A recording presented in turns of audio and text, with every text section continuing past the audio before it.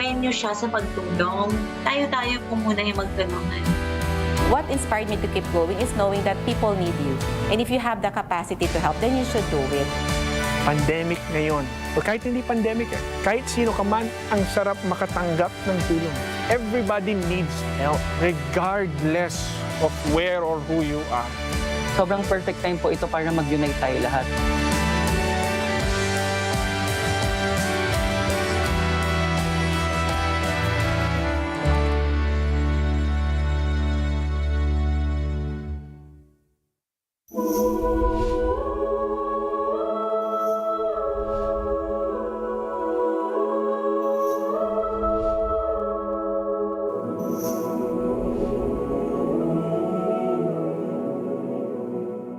Para sa maraming Pilipino, ang mga santo ay mga nilalang na nasa pedestal. Hindi ma-reach, ika nga. Pwede siyang itanghal bilang bayani ng pananampalataya sa buong simbahan.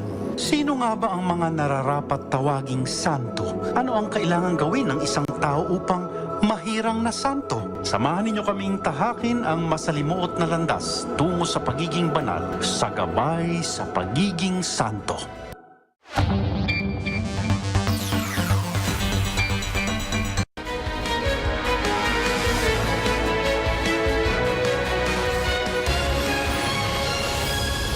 This is Newsnight, where we go above and beyond the headlines. I'm Pia Ontiveros. Tonight on the program, the long weekend begins for millions of Filipinos, many flocking to bus terminals bound for the provinces. But it is a somber Holy Week for victims of Agaton, authorities scrambling to find any sign of life in landslide-hit areas in Leyte.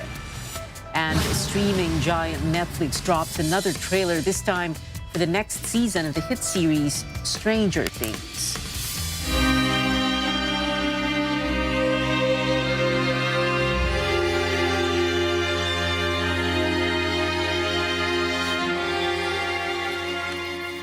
We begin with what may be one of the busiest long weekends since the pandemic struck. Terminals are packed on the last working day with thousands of travelers hoping to catch a bus home. Joining us live from the Parañaque Integrated Terminal Exchange, or PITX, is Stanley Gahete. Stanley, just how busy is it over there? Pia, passengers are now coming in droves here at the PITX, and many bus companies say they are already fully booked today and until tomorrow, Monday, Thursday, but they are still accepting chance passengers. The PITX management said it has been a while since they had this influx of passengers. They are making the most of the Holy Week break to spend time with their loved ones in their hometowns. On Holy Wednesday pre-pandemic in 2019, the passenger count was at 43,000 and about 21,000 last year. While they now allow 100% seating capacity on buses, standing passengers and center seats are still not allowed. There will be no to limited trips on Good Friday, and buses will resume operations on Black Saturday. Some trips to the Visayas were also canceled due to Agaton. The management on Tuesday recorded almost 107,000 passengers, a little lower than Monday's 114,000. The provincial bus area of the terminal allows the entry of passengers on or before their scheduled trip for convenient seating and to avoid crowding near departure gates. Kasi po may trabaho, hindi makaalis-alis. Ngayon lang po nagkaroon ng time na makapakasyon. Pag ngayon ka lang gagawa ng ticket, mahirap, puno na. Buti mayroon pa ako nakuwang para tabako na ticket. Paubos na Fully book na po hanggang bukas. Pwede bang mag-book? Depende po sa mga pasaherong gustong magbaka sakali. Meron ka na kasigurado? Wala kasigurado. Philippine National Police officials and Transportation Secretary Art Tugade inspected the terminal this afternoon. Today they expect mga 120, 125,000. Ano ang ibig sabihin nun? Ginagamit, pinaniniwalaan ng mga tao. As of 5 p.m., some 102,000 passengers have gone through the bus terminal, but they keep on coming, most just coming off work, hoping to book tickets home. And that's the latest here at the PITX. Back to you, Pia. Stanley Gahete there reporting. Well, unlike in bus terminals, fewer people are booking last-minute flights to the provinces or out of the country. Paige Javier is at the Ninoy Aquino International Airport in Pasay City to give us an update. Paige, how are things there hours before the Holy Week break? Well, Pia, airport authorities expect a lower number of passengers catching a flight home this Holy Wednesday. And that's exactly the scenario we're seeing here at NAIA Terminal 3. There are no longer long lines outside the terminal, and waiting areas are not as packed compared to Holy Monday and Tuesday.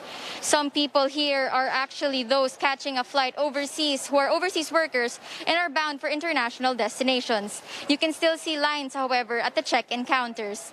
Data from the MIAA shows domestic passenger volume is going down from a peak last Saturday. They say this is normal based on their experience pre-pandemic times. The expected influx of passengers will be on Easter Sunday as people return home. Majority of local flights have early schedules or have been moved to other terminals. There are also no canceled flights or delays reported so far. As I mentioned earlier, the passengers arriving now are mostly overseas workers or those heading abroad for other reasons. Back to you, Pia. Paige, did authorities also inspect the NAIA, and what did they say? Yes, Pia, there were two surprise inspections here at the NAIA Terminal 3 earlier today. First was Transport Chief Art Tugade. He went here earlier this morning and he identified several problems after making the rounds in the terminal. First, he hopes that airport authorities could add more personnel at the entry points and lessen the number of choke points that are causing the long lines. And just a few minutes ago, before we went live at the newscast, PNP Chief Leonardo Carlos also made the rounds in Terminal 3. He was checking the security situation here on Holy Wednesday. Airport authorities earlier said they are prepared for the major influx of passengers this Holy Week. Among the measures in place are tight security with guards going around and assistance desks attending to passenger concerns. Pia. Paige Javier there reporting live from NAIA in Pasay City. Well, no operations for some railway lines beginning today to give way to their yearly maintenance activities. For MRT3 authorities, this week is also a time to hold training on crisis response. Our Caroline Bonkin reports. The MRT3 management did a simulation of the train attack in Tokyo, Japan last October to check how they would respond to this kind of situation. A man pretended to stab passengers and started a fire on the train. The police, MMDA, Red Cross, Coast Guard, BFP, and the MRT Safety and Security Unit responded. They will assess how the simulation went to check what else needs improvement. But MRT OIC General Manager Michael Capati says passengers also need to be alert.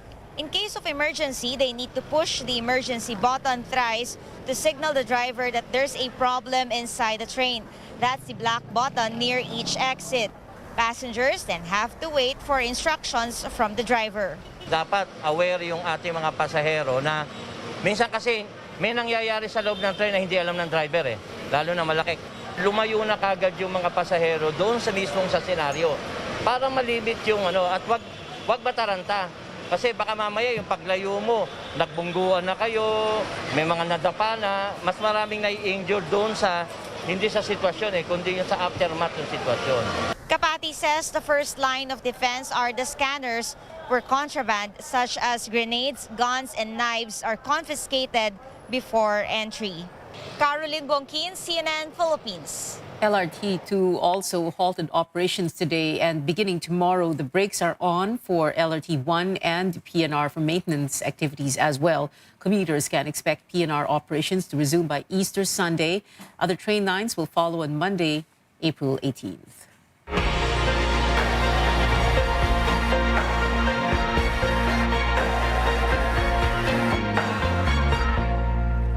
Disaster response officials say 43 people died because of Agaton. 8 were injured, 7 remain missing.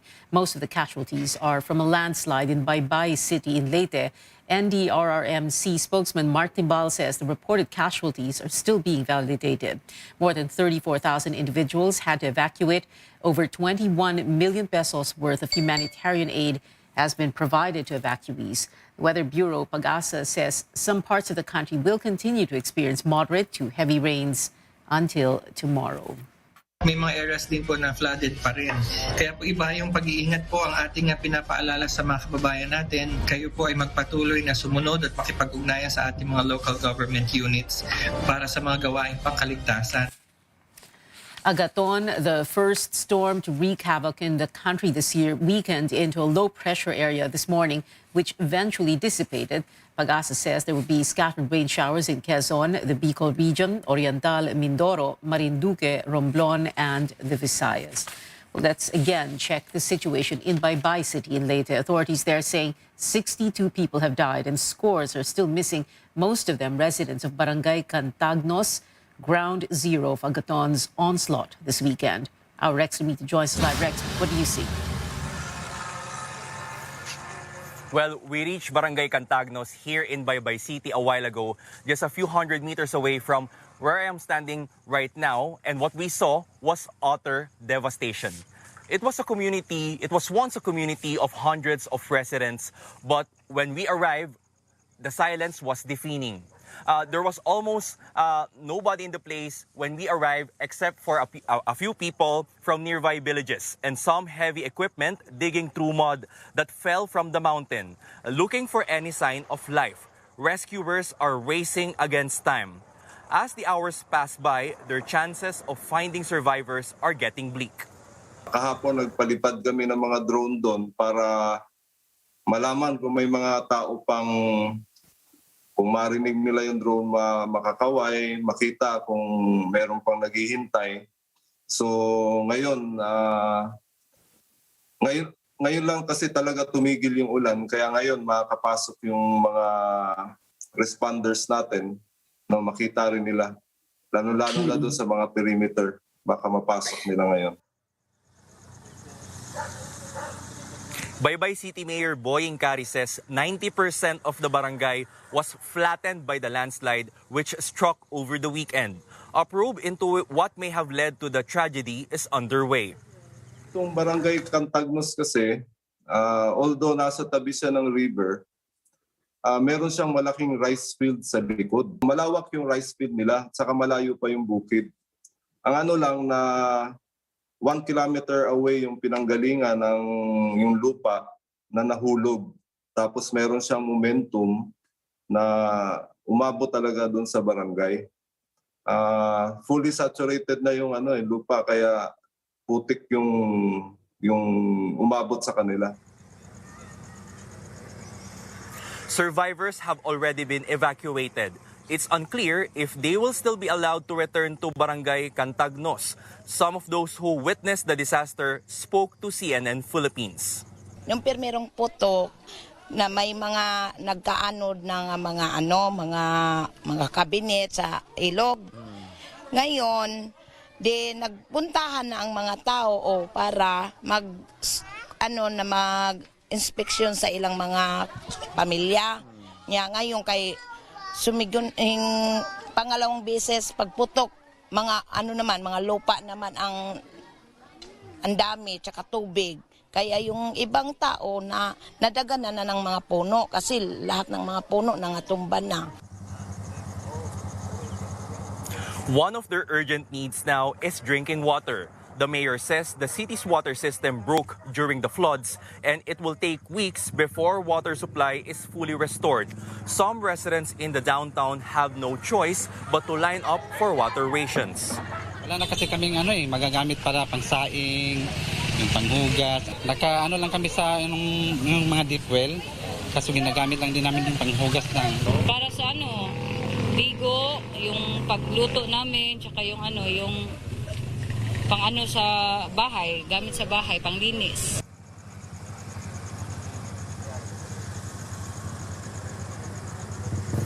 Aside from water, evacuees also need food packs, clothing, blankets, and hygiene kits. Now, time is of the essence, and people here are also hoping that the weather will continue to improve.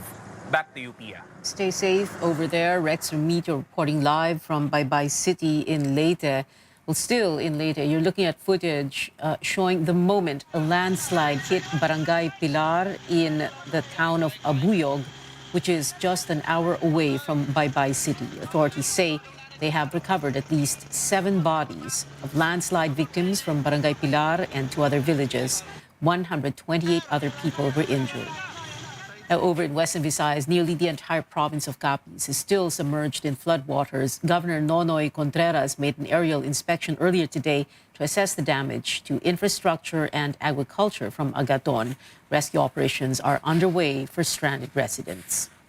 Coming up on Newsnight, more reports of banking fraud. We look into one case where the victim allegedly lost almost 100,000 pesos. And in New York, a manhunt is underway after a mass shooting in a crowded subway train. Our consulate also has some advice for Filipinos in the state. Stay tuned to CNN Philippines.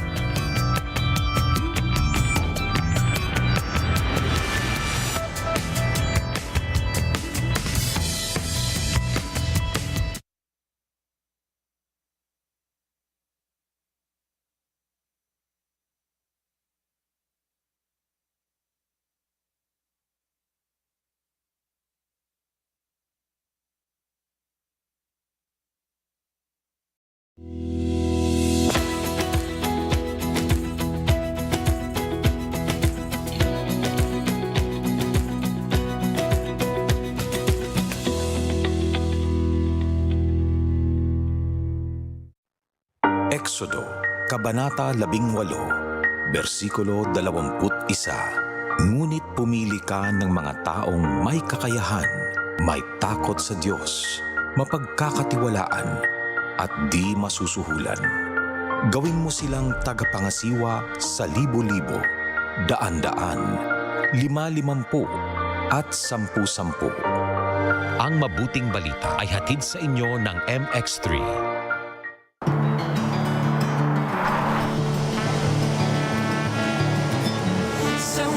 Sa gabi, sa bawat minutong lumilipas, hinahanap-hanap kita, hanap-hanapin ka, sabik sa'yo.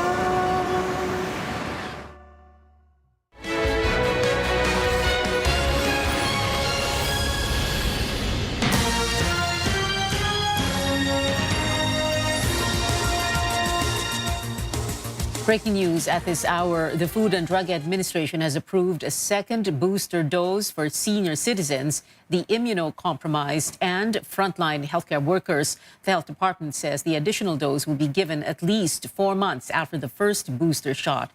Officials are now drafting guidelines for implementation. The latest data show more than 66 million Filipinos have been fully vaccinated, but only 12.4 million have been boosted. This is a developing story. We will bring you more information as soon as they become available. Agriculture Secretary William Dar tells CNN Philippines they have been investigating a, quote, good number of their officials over reports they are allegedly involved in smuggling. Dar says the comprehensive investigation has been going on since last year. He refused to disclose other details since those tagged have the right to due process. Until we are through with our investigation and we are clear that may naginawang masama or collaboration sa mga smugglers, we will bring this to the open in due time. Wala pong powers to dismiss. I will also recommend this to the President kung dismissal. Depende dun sa gravity ng involvement.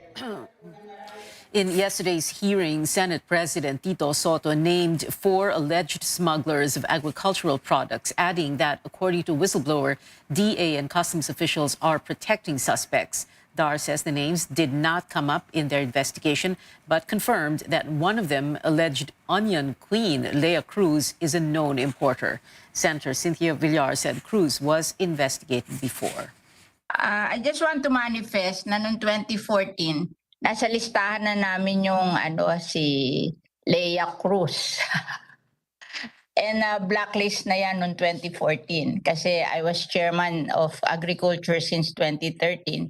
Lumabas na yan sa investigation namin. So parang wala pa lang nangyari na blacklist yan kasi hanggang ngayon lumalabas pa rin yung Leah Cruz about onion. Sa mga planters din at importer, alam po yun. Pero kung nang-investigan na previously, bakit hindi inahabla? After his absence in the last 3 hearings and calls for him to resign, Dar apologized and said he serves at the pleasure of the president. He added the agency has so far confiscated 800 million pesos worth of smuggled vegetables from China. Well, last year, hundreds of Banco de Oro account owners fell victim to online banking fraud. Now, customers of another bank are complaining about losing thousands of pesos to scammers. Tristan Odalo reports. 20 minutes, that's how long it took for the savings of Leia, not her real name, to disappear from her bank account last March. The nightmare started after she received a call from an alleged bank employee. Maingat pa ako noon like tinanong ko ano yung account number ko, tinanong ko anong name, address. Alam nila mismo kung kailan ako nag-open ng bank. Kaya syempre, niwala ako. Parang alam nila yung buong data ko eh. When she felt that something was not right with the call, she immediately tried to stop the transaction. Tumatawag na ako mismo sa Security Bank. Unfortunately, sobrang tagal bago nila sinagot yung tawag ko. Minimum yung 30 minutes. Leia lost almost 100,000 pesos. Pinagtrabahuhan ko yan for ilang years. Tapos, gagamitin ko siyang pang tuition. Tapos, nawala lang din bigla. She claims more people are coming out after falling prey to online scams. Yung isang babae, manganganak siya, nawalan sila ng malaking amount din. Yung isa naman, may anak siyang may kidney disease. Meron kaming 2 na ikakasal sana. Ipon nilang magnobya. Tapos nawala lang din lahat ng ipon nila. Leia said that after a series of investigations, the bank refused to return her money. Dapat secured kami sa pera na nakalagay sa bangko namin. Pero bakit alam ng ibang tao yung account numbers namin? Bakit alam nila kung kailan kami nagbabangko? Bakit alam nila yung home address? In a statement sent to CNN, Philippine Security Bank said they thoroughly investigate reports of fraud. They said they have also listed down initiatives to protect customers, including releasing advisories in all of their platforms. The statement added that they have also invested in new technologies to boost their cybersecurity. The bank also said they are working with banking organizations to spread awareness about cybercrimes. More bank customers are falling to the same modus. Last December, close to 700 BDO bank account owners complained that they had been victims of online fraud. In 2021, the Bankers Association of the Philippines said an estimated 1 billion pesos were lost to online bank schemes. In 2020, the Bangko Sentral ng Pilipinas reported that 13% of 20,000 consumer complaints were due to unauthorized and fraudulent transactions. Tristan Udalo, CNN Philippines. The BSP says it will look into the refund process and the possible data breach in banks. It also advises customers to be more vigilant.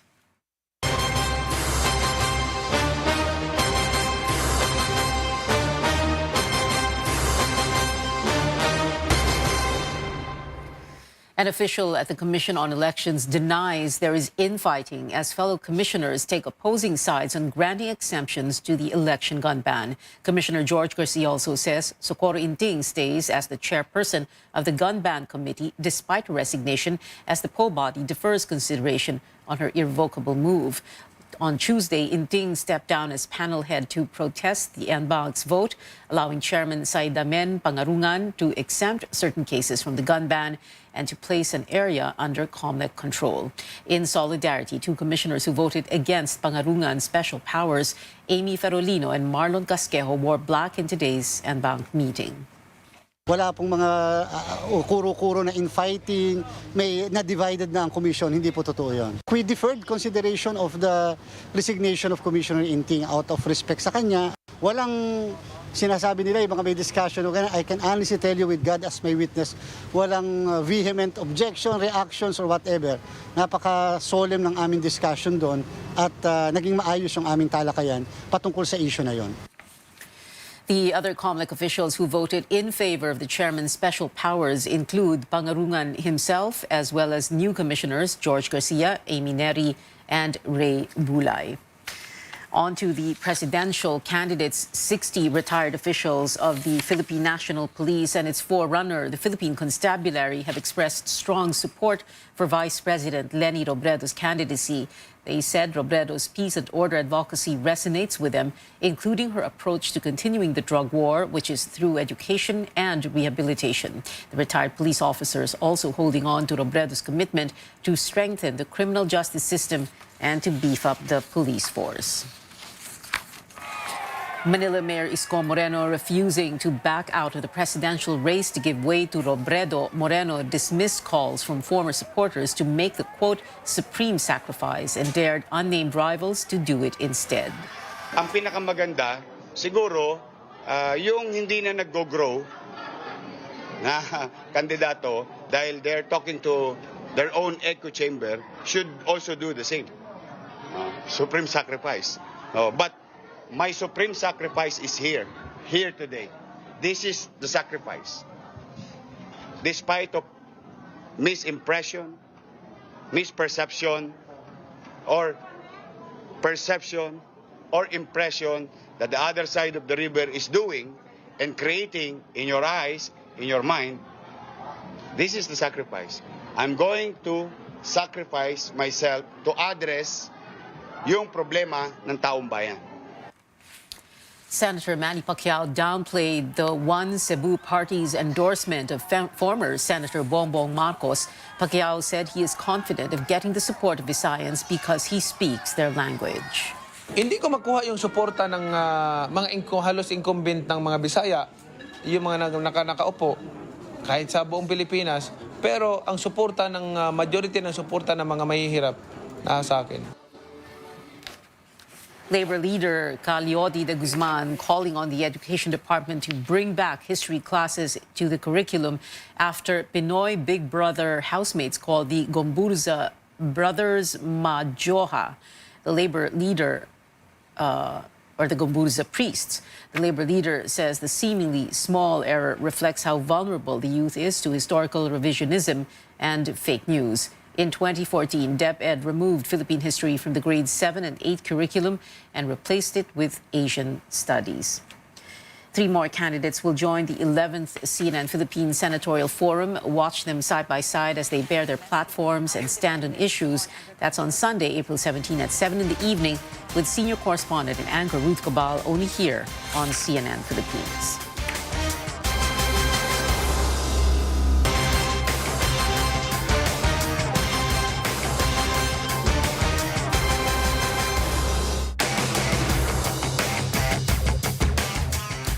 News overseas now. The Philippine Consulate General reminds Filipinos in New York to take extreme caution as the search for the suspect in the subway shooting incident in Brooklyn continues.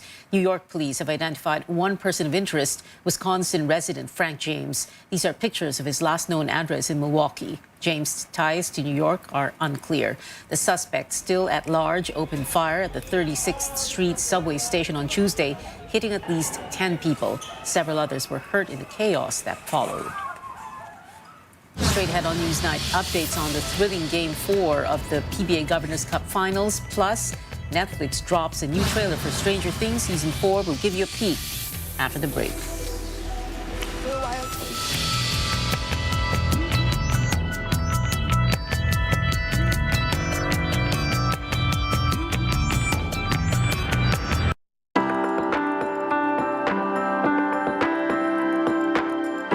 Kinaya ni Heidelin, kaya nyo rin. Bigyan nyo lang kami ng tamang oportunidad, pagkakataon at suporta. Kakayanin namin.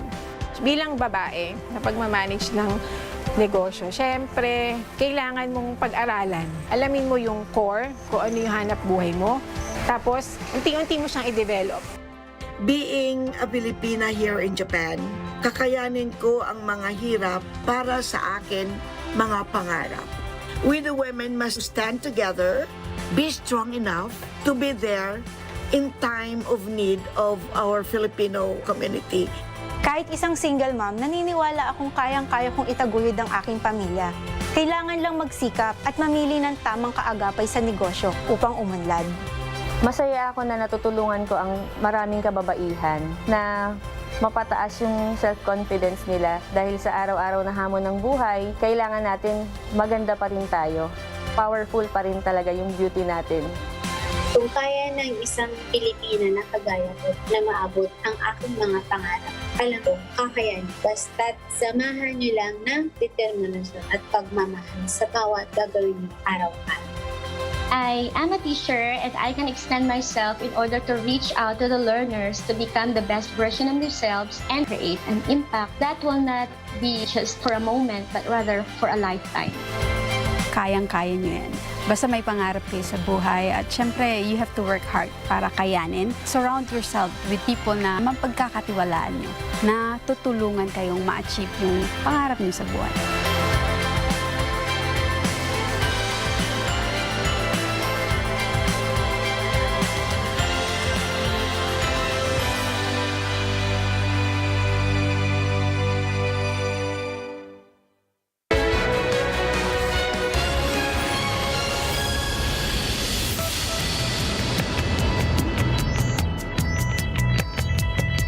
Welcome back. A thrilling Game 4 of the PBA Finals is underway with the Meralco Bolts fighting to earn their third win against Barangay Ginebra. So far, the teams are tied at 19 points. Oh, okay. Let's correct that now. It's 19-21. Ginebra 21 points in the lead in the first quarter. If the Bolts win, though, they only need one more victory to bag the Governor's Cup title, which would be their first PBA title. But Ginebra's already captured wins of its own, with Scotty Thompson nabbing Best Player of the Conference and Justin Brownlee being named Best Import. Stay tuned to our social media platforms for more updates. On the small screen, a lot more has been revealed about Season 4 of Netflix sci-fi hit Stranger Things. In the newly released trailer, we catch Site 11 supposedly losing her powers and a mysterious villain from the Upside Down. Take a look.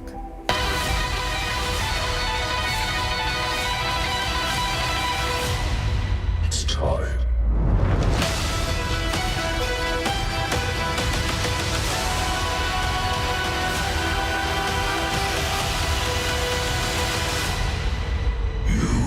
Have lost.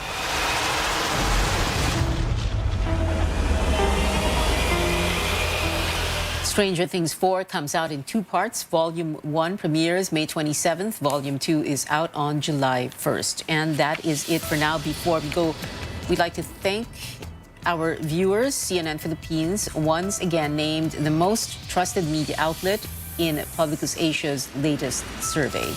Stay safe, have a blessed Holy Week, and see you on Monday. I'm Pia Ontiveros for Newsnight, where we go above and beyond the headlines.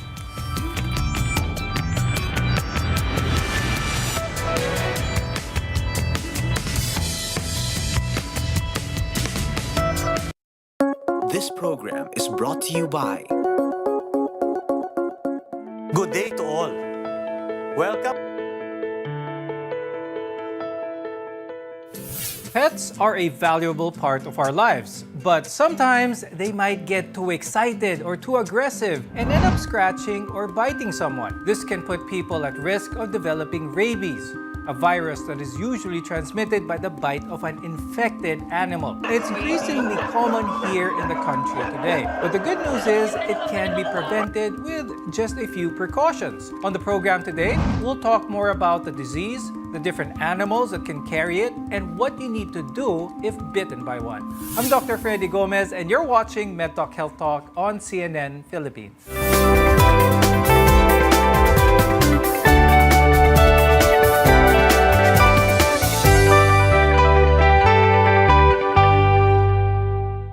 A bite by a rabid animal can be highly fatal, but it's easily preventable. Our guests are here today to tell us how we can best protect ourselves from rabies in a country where it's extremely rampant. With us today is Dr. Jennifer Manzano. She's an adult neurologist from the Asian Hospital and Medical Center. Also with us is Dr. Camille Macalalag Santa Cruz, who is an emergency medicine specialist from the Rizal Medical Center in Pasig City and the Asian Hospital and Medical Center. Now, we have one of the highest prevalence of rabies in the entire world. The Philippines actually records over 200 deaths every year because of it. But outside of Asia and Africa, this disease is considered rare. Dr. Jen, I'll start the discussion with you. Why is it so rampant and widespread here in the Philippines? We have a lot of animals that are strays. We are an agricultural country, and so we are very exposed to wildlife. After all, rabies is seen in animals and get transmitted to humans. So I think these are the reasons why it is more rampant in the Philippines compared to other parts of the world. Now, the first step we need to take in order to take control of this rabies situation is better awareness of the disease. Dr. Camille, tell us what exactly is the rabies virus and, of course, especially how is it transmitted? Which animals transmits this? Rabies virus or rabies is a fatal but preventable disease. It is caused by a virus and may dalawang ways no, to get infected. Either you are bitten by a rabid animal or you are non-bite naman yung exposure. Like you get scratched or you get an abrasion from exposure or playing with your pet, or you have an open wound that's been licked by an infected animal. So those are the ways by which you get infected. What animals are usually infected by rabies? Usually, they're seen lang sa mammals. Ang mammals, they are warm-blooded animals no, that have fur. So anything from dogs, cats, domesticated and non-domesticated, like big animals or large animals like cattle, horses. Some pigs have been documented also to get infected. No? In the wild, pwedeng magkaroon ng rabies ang mga bats. You said that it can be transmitted through a scratch. Can you define what a scratch is? A lot of our viewers sometimes are very worried na kalmot sila ng pusa or ng aso. Walang dugo, but should they still go and have the rabies vaccine just to be safe? Pag sinabi pong scratch or kalmot, no, it is basically caused by a sharp portion of the or a body part of the animal, no. Pwede kang ma-scratch by yung claws or yung paws ng animal na ng alaga mo, no, yung kuko, or pwede ring ngipin ang ginamit pero hindi siya bumaon, no? Ibig sabihin mababaw lang siya. Pero so mga mabababaw na sugat, no, or scratches or abrasions, pwedeng hindi mag-bleed. Pero we get a lot of patients at the ER pagdating sa amin, Doktora, pinadugo ko na po yan. So, alam mo yung piniga ng piniga hanggang sa hindi na nga nagdudugo, dumugo pa lalo. So, ibig sabihin, napunit, nagkaroon ng tear dun sa where the scratch should have been. No? So, that actually makes it even worse. So, yan yung isang practice na ayaw sana natin gawin. Minsan may mga alaga tayo maharot. They're very playful, no? And you cannot control them. I mean, it's by nature, no? They use their claws or their paws. And if you get a scratch, agad-agad, no? Wash with running water. Use soap. No? Ang goal mo kasi is somehow ma-minimize yung risk mo of getting the virus. No? And saan ba nakikita yung virus? It is found usually excreted in the saliva of an infected animal. Ang aso, ang pusa, they lick themselves. No? When cats, they groom themselves. They use their tongue and lick their paws, the rest of the fur, etc. No? And for dogs naman, you know how dogs are, they drool and then, no? So yung mga infected na substances or fluids from these animals can actually be, you know, that's where the virus can be found. So if you get that on your skin, on an open wound, then you get infected. You have a risk of getting the virus. Now, Dr. Jen, what are some of the early warning signs of this disease? Of course, ayaw nating umabot doon, but how long does it take for these symptoms of rabies to start appearing? The symptoms are usually due to hyperactivity of the nervous system. So, pwedeng nahihirapan silang lumunok. So, there's a lot of, minsan may drooling, nahihirapan mag-drink ng water. Ayaw nila sa tubig. Not because takot sa tubig, but because they have difficulty swallowing water. They may have jitteriness or nanginginig sila. And then they can have behavioral changes. So these are the signs and symptoms of rabies, primarily because the nervous system is affected. Pero initially, the earliest signs, pwedeng mag-manifest siya as like any viral illness. So parang flu lang siya. Kapag umabot dito sa neurological symptoms, nagagamot pa ba ang rabies kapag umabot dito? When it has reached the brain, it will have a 100% case fatality rate. This means that mamamatay talaga kapag ang isang tao kapag merong simptomas ng rabies. So talagang kinakailangan, one has to go to the hospital for post-exposure prophylaxis. Ang ibig sabihin, kailangan mabigay yung medicine that can neutralize the virus and be given the vaccination that will actively work against the virus. The recommendation is that the sooner that you get the immunization against rabies, and that means the passive and the active immunization, the better. Once you have neurological symptoms, if these symptoms appear, there is no effective treatment, unfortunately. This is why preventing these symptoms to reach that point is the best cure. More on this when we return. You're watching MedTalk Health Talk, your partner in healthcare.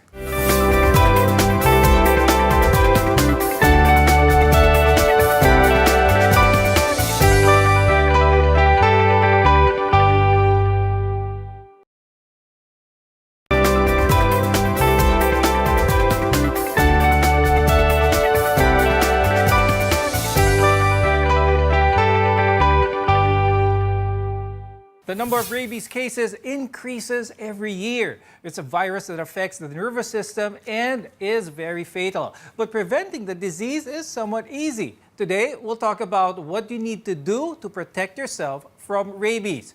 I'm Dr. Freddy Gomez. Welcome back to MedTalk Health Talk.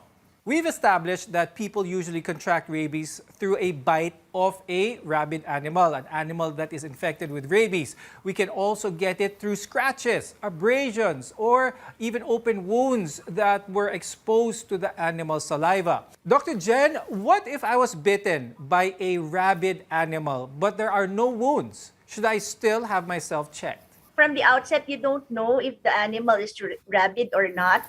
An animal who is exhibiting behavioral changes most likely is rabid. An animal who is not exhibiting behavioral changes might also still have the virus but hindi pa nasa brain yung virus. So whether rabid or not, you should get yourself checked.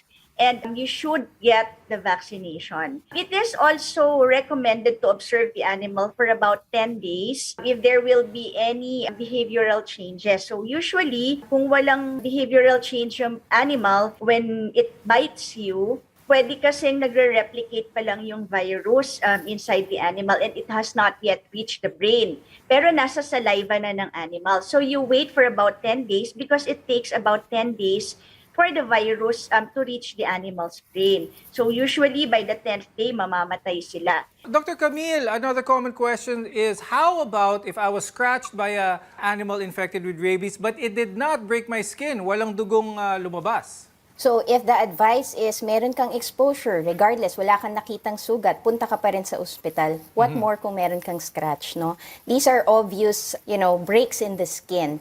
When you say scratch, may hapde, no? And even if wala tayong makita, no, hindi nag-bleed, no? So it's not that deep enough, but still, because you may be exposed, then it's best to go to the hospital na lang for prevention. For animals kasi, they're not born with rabies. So it's also a disease for them. They either interact with a rabid animal. It doesn't have to be, cat interacting with another cat. It can be being one room with a bat, no, that can be potentially a carrier for rabies. It's best really to be responsible pet owners if you decide to own a cat or a dog, no, to either keep them indoors. If you don't have the luxury naman of keeping them indoors, then make sure that they're not exposed to other animals that, might be exposed also to other animals who are infected with rabies. Okay. And ang rabies vaccine for animals are given yearly. Para po siyang flu vaccine natin, no? I think sa Pilipinas, it's around 250 pesos per shot. But sa barangay po, libre po yan, no? Just contact your LGU. They can provide a schedule. If you have a lot of pets at home and you can't possibly bring all the pets to the barangay hall, then maybe you can request for a personnel from the barangay to come and, give your pets a shot. Now, Dr. Jen, I'd like to go with the next procedure of someone who is bitten at pumunta na sa hospital. What should be done next? Kailangan mabigyan siya ng post-exposure prophylaxis. And this is there are two kinds, no? One is the immune globulin. The purpose of immune globulin is to provide passive immunization. So it's 4-dose vaccine given over 2 weeks. This will neutralize the virus para hindi siya magre-replicate at hindi dadami yung virus, no? At hindi naaakyat papunta sa nervous system. Now, Dr. Camille, is the passive and active forms of immunity given at the same time? So it depends on your exposure category. We categorize yung type ng sugat mo from your exposure para malaman natin kung anong klaseng vaccines ang pwedeng ibigay sa'yo, no? Or yung immediately kailangan mo. So, category 1 is licks on closed skin, no? Na dilaan ka ng alaga mo, ganyan. Usually, pagka ganon, hindi kailangan ng bakuna. We encourage lang, i-wash mo buti, maligo ka, no? Hugasan mo yung parte na nadilaan, ganyan. If, however, dinilaan ka sa muka, and then pumasok yung laway ng pet mo sa bibig mo, then we recommend that you go for a rabies shot. Pag naman sinabing category 2, meron pong break sa skin. Meron kang galos, meron kang scratch, no? Na pwedeng pamasukan ng virus. So pagka ganun po, nire-recommend namin yung rabies vaccine. Pasok sa category 3. Ito po yung talagang nilapa ka nung animal, no? Meron kang big laceration from the dog bite. Talagang sugat, nagdudugo. Automatic category 3 po yun. Other wounds or other exposures na category 3, kahit scratch po pero nasa neck and up, ibig sabihin napakalapit sa utak natin, no? Napakabilis ng pwedeng travel ng virus to the brain, then that's considered category 3. Or sa mga areas na highly innervated, ibig sabihin madaming nerves kasi tandaan po natin, ang goal ng virus na rabies ay makarating sa utak, no? So, pwedeng ang channel nila ay yung mga nerves natin. So, pag nakagat ka sa kamay, ayun, highly vascularized yung area na yan, sa kilikili, or yun nga, from neck up, category 3 yan automatically. Any lick, wala kang sugat, pero pumasok yung laway ng aso sa bibig mo, then category 3 yan. So, pagka ganon, kailangan dalawang klase ang ibibigay sa'yo. Yung rabies vaccine, which will give you active immune response, and yung HRIG or E-RIG, depende kung anong meron dun sa emergency room ninyo, no? Or dun sa Animal Bite Center. Now, seeking medical attention after being bitten or scratched by a rabid animal can prevent rabies. But there are also several precautions you can take to protect your pets from infection. More on this when we return. Your health is our mission here on MedTalk Health Talk.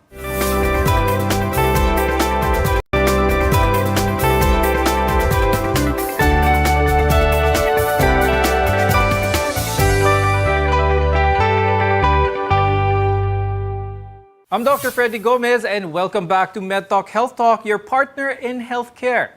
Dining out in open spaces, watching movies 1 seat apart inside theaters, and traveling for leisure. These are some new normal activities we've developed over the last 2 years.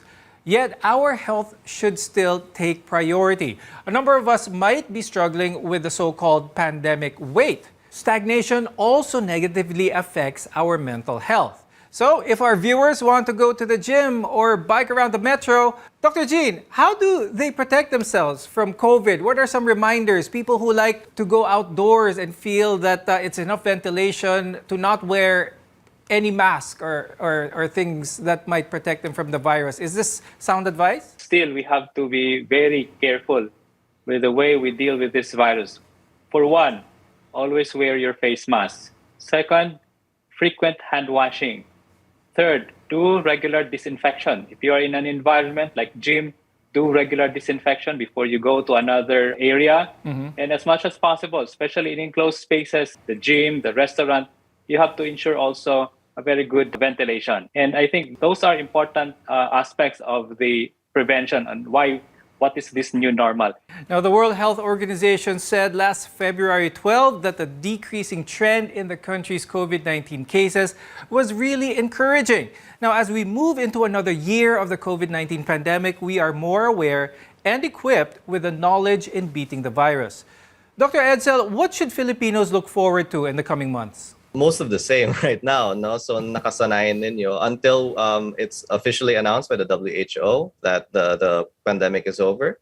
I would suggest that people maintain their vigilance, no? Wear your face masks, no? As Dr. Solante said, no? Hygiene, no? And regular disinfection, ventilation in the areas, no? So I'd like people to take the idea that the possibility that something like this might occur in the future.